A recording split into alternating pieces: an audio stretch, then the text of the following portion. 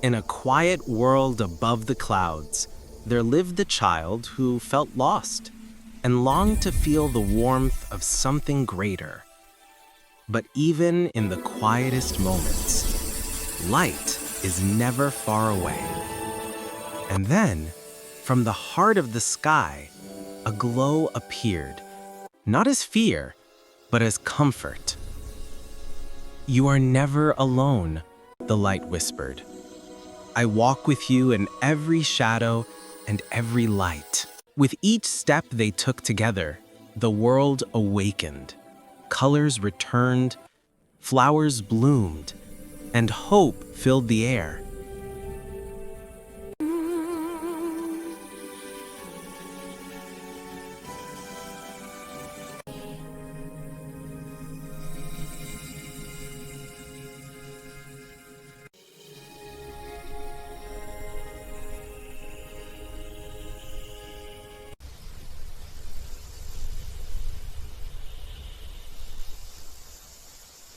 When the child placed a hand over their heart, they felt it, the truth that had always been there. Not outside, but within. Because God's light does not leave us.